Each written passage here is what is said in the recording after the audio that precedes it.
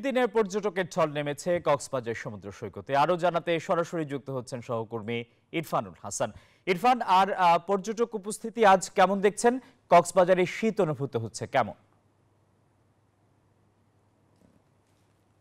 আপনাকে ধন্যবাদ। আপনি জানেন যে আসলে শীতের শুরু হয়েছে, আর শীতের সকালে শীতের মিষ্টি রোদে কক্সবাজার সমুদ্র সৈকতে আসলে পর্যটকে মুখর হয়েছে।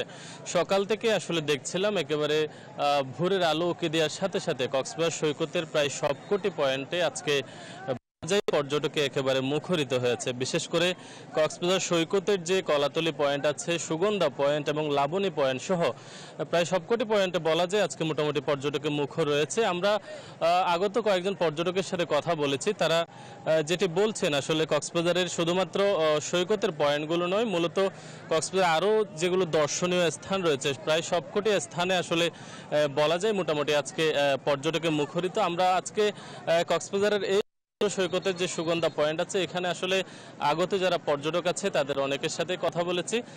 তারা যেটি বলছেন আসলে কক্সবাজারের যে সেন্ট মার্টিনে যাওয়ার জন্য আসলে অনেক পর্যটক কক্সবাজারে ঘুরতে আসেন, কিন্তু সেন্ট মার্টিনে মাত্র 2000 মানুষ আসলে যেতে পারছে।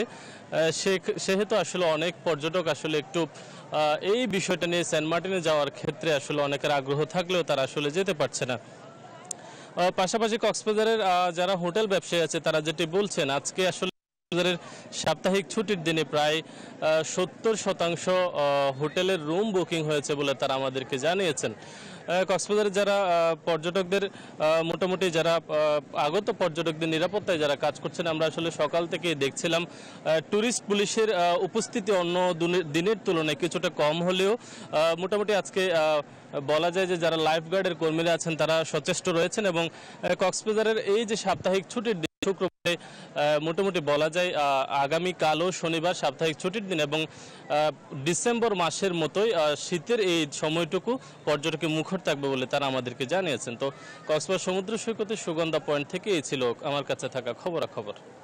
ইরফান, আপনাকে ধন্যবাদ। দর্শক, কক্সবাজার থেকে জানাচ্ছিলেন সহকর্মী ইরফানুল হাসান।